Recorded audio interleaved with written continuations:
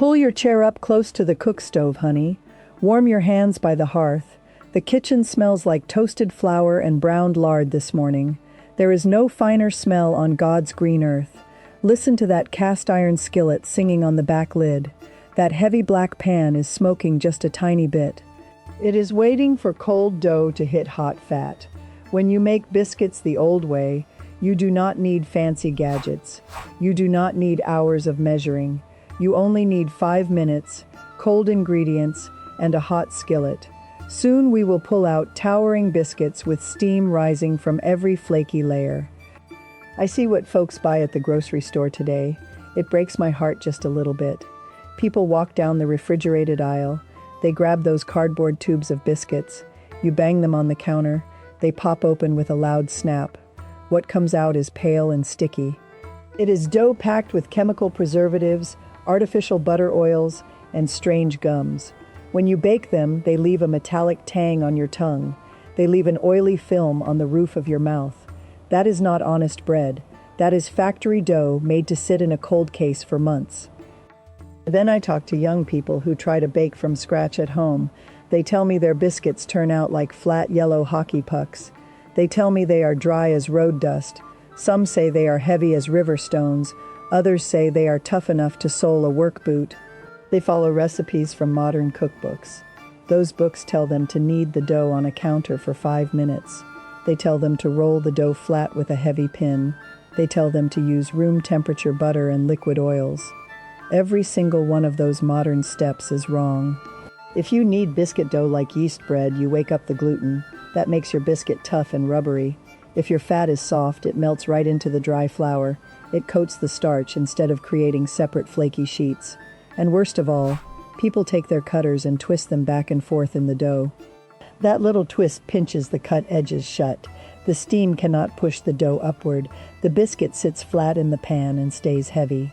Making a towering biscuit is simple, but you must unlearn that modern rushing. My mother never wrote her biscuit recipe down in a notebook. In our home in Lancaster County, we did not cook from index cards. You learned by standing on an apple crate next to your mother's apron. You learned by watching how her fingers moved through the flour bin. You listened to the quiet hum of the wood stove. She taught me 3 golden secrets that make all the difference in the world. The first secret is that your cast iron skillet must be hot before the first biscuit touches the pan. We put a heavy 10-inch skillet right over the wood fire. We add a generous spoonful of fresh rendered leaf lard. While you mix your dry flour, that lard melts and begins to shimmer. When the cold dough drops into that sizzling pan, the bottom crust starts frying immediately. That is how you get that crunchy, golden, buttery bottom crust. It holds the biscuit tall and keeps the crumb light. The second secret is ice-cold fat and cold hands. You want your lard and your butter chilled firm from the springhouse crock. When cold fat enters a roaring hot oven, the tiny droplets of water trapped inside turn into steam. That steam expands with force. It pushes the layers of flour apart from the inside out. That creates those tender, flaky pockets you can peel apart with your fingers. If your fat is warm, you get no steam lift at all. The third secret is the gentlest touch you can muster. Biscuit dough is not pie crust. It is not loaf bread. You do not work it. You never knead it with your palms. You treat the dough with soft fingertips. You bring the flour and buttermilk together just until it holds into a rough mass, and not a single second longer. You touch the dough like you love it, and it will reward you with pure tenderness. Come stand beside me right here at my pine table. Take down a wide yellowware mixing bowl from the pantry shelf. A wide bowl gives your hands plenty of room to work. In that bowl, put 2 cups of good unbleached all-purpose flour. If you have soft winter wheat flour from a local grist mill, use that. Soft wheat has less protein and gives you an even softer crumb. Add 1 tablespoon of fresh baking powder. Add half a teaspoon of baking soda. Add a rounded teaspoon of coarse salt. Whisk that together with a dinner fork so the leavening is spread evenly throughout the bowl. Now reach into your cold crock for the fat. I use a combination that my grandmother swore by through 50 cold Pennsylvania winters.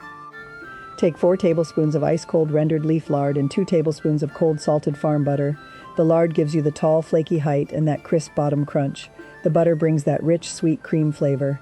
Cut that cold fat into small chunks. Drop the chunks right into the dry flour. Here is where your fingertips do the real work.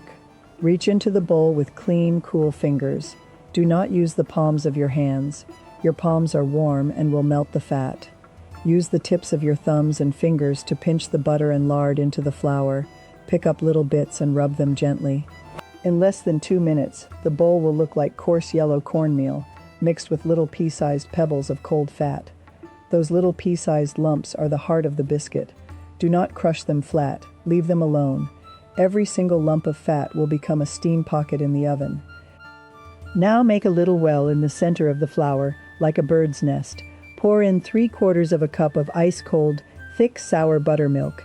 If your buttermilk is fresh from the churn, it will be tangy and thick with tiny yellow butter flecks. Pour it all in at once. Take a wooden spoon or a dinner fork. Stir gently from the outside edge toward the center. Just 10 or 12 gentle turns of the spoon. Stop the moment the dry flour is moistened and you have a loose, shaggy mass. It will look messy and uneven, and that is exactly how it should look. If the dough looks smooth, you have stirred too much. Dust your clean wooden baking board with a light dusting of flour. Tip that shaggy dough right out onto the board. It will look like a pile of loose rags, but do not worry. Dust your hands with a little flour. Gently press the dough together with your fingers into a rough rectangle about an inch thick. Now comes the folding trick that creates 27 flaky layers in 30 seconds. Take the top third of the dough and fold it down toward the middle, just like folding a letter to put in an envelope. Take the bottom third and fold it up over the top. Turn the entire rectangle 90 degrees on the board.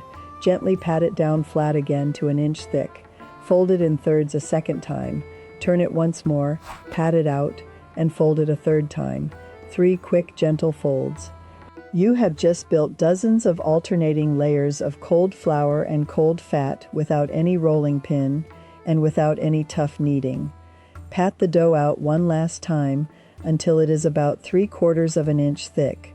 Now grab an old tin cup with a sharp rim or a small clean tin can with both ends cut out. Dust the sharp cutting edge in dry flour. Press the cup straight down into the dough with a firm hand. Lift it straight back up. Do not wiggle the cup. Do not twist it. When you press straight down, the sharp metal cuts clean through all those folded layers. That leaves the edges open and free to expand upward. If you twist the cup, you crimp the edges together. That glues the layers shut and ruins your rise. Take your cut biscuits and place them directly into that sizzling, lard-greased cast iron skillet on the stove. Put the first biscuit right in the center. Place all the other biscuits around it in a circle, packed shoulder to shoulder so their sides touch firmly. That tight fit is another great secret. When biscuits sit far apart on a flat sheet pan, they spread out flat and wide. When they are snuggled tight against each other in a hot iron skillet, they cannot spread sideways. The heat from the iron walls and their neighbors forces them to climb straight up toward the ceiling. They grow twice as tall as ordinary biscuits. Whenever I smell biscuits baking in cast iron, my mind travels back 40 years to a bitter cold November during threshing season. My husband Eli had 6 neighboring farm men helping him thresh wheat down in our lower bank barn. The temperature had dropped below freezing long before dawn. A sharp north wind was howling through the corn cribs and rattling the window panes. Those men had been working by lantern light since 4 in the morning. They were hauling heavy burlap grain sacks with frosted breath and cold, aching hands. I had the big cook stove roaring with split oak and hickory wood. The cast iron firebox was glowing cherry red in the dark kitchen. I knew those men needed hot fuel before the morning sun broke over the ridge. I did not have time to make yeast rolls or wait hours for dough to rise. I pulled out 3 large No. 10 cast iron skillets. I set them on the hot cooktop with big dollops of fresh lard. I mixed double batches of biscuit dough in my largest Yellowware bowl. Within 15 minutes, I had 24 huge biscuits baking in the hot oven box. When the sunrise whistle blew and the men stomped the frozen mud off their work boots on the back porch, those 3 pans came out of the oven. They were bubbling with golden fat, crackling with heat, and towering 3 inches high. The men pulled off their thick wool mittens and sat around this pine table without saying a word. They split those steaming biscuits open with their bare thumbs. Cloud-like steam poured out into the cold room, smelling of toasted wheat, sweet buttermilk, and rich farm fat. Eli spread homemade dark apple butter on his biscuits. Young Daniel, our neighbor's boy, slathered his with fresh yellow butter until it melted into every crevice. Those men ate every single crumb from all 3 skillets in 10 minutes flat. They washed them down with hot chicory coffee from the enamel pot. That breakfast put warmth and strength back into their bones for a long day in the field. Honest food made with simple farm ingredients is not about showing off. It is about feeding the people you love when they need comfort and strength. Baking heat makes or breaks these biscuits. Biscuits need quick, intense heat. If your oven is lukewarm, the cold fat will melt slowly and soak into the flour before the steam can push the dough upward. That leaves you with a greasy, heavy biscuit. In our wood stove, we keep the fire roaring hot, around 450 degrees. In fact, I explain that fierce blast of heat instantly turns the moisture in the lard and butter into steam. It causes the biscuits to leap upward within the first 4 minutes of baking. Bake them for 12 to 14 minutes until the tops are a deep golden brown and the bottom edges are crisp and crackling. The second you pull the skillet out of the oven, take a small brush or a clean linen rag. Brush the hot tops with 2 tablespoons of melted salted farm butter from a small iron pot. The hot crust will drink that melted butter right down into the flaky crevices.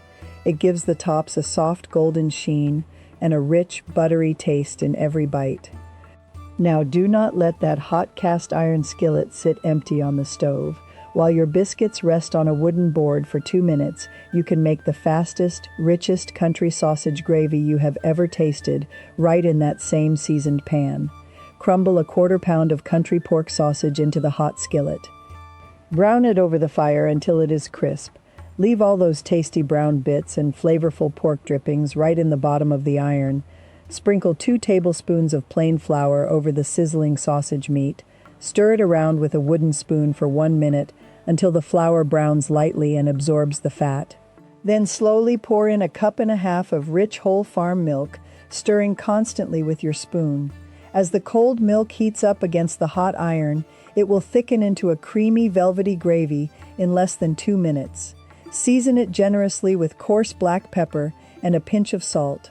Split your hot biscuit open with your thumbs. Spoon that piping hot sausage gravy right over the steaming crumb. You have a hearty farm breakfast fit for a king at the cost of pennies.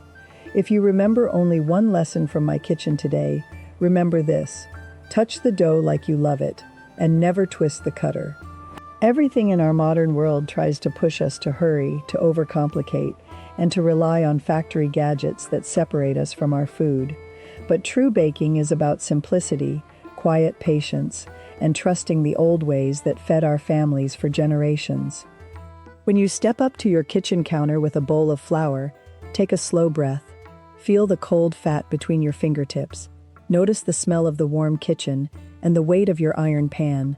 Do not rush through the steps. Trust your hands. Your hands know how to be gentle when you quiet your mind. Treat your cast iron skillet with care. Keep it well seasoned with clean animal fat, and it will serve your children and your grandchildren long after you are gone. I want to thank you for sitting with me this morning at my pine table. It does an old grandmother's heart good to share these quiet moments and time-tested recipes with someone who appreciates real food. May God bless your home with warmth and peace. May your pantry always have good flour and fresh lard. May your cast iron skillet never lose its season, and may your breakfast table always be surrounded by those you love. Whenever you feel weary or the world outside feels too noisy, remember that you can always make a hot, comforting pan of biscuits in 5 short minutes. It will bring warmth and peace to your family. Go on now, take a hot biscuit while the steam is still rising, and have yourself a blessed and peaceful day.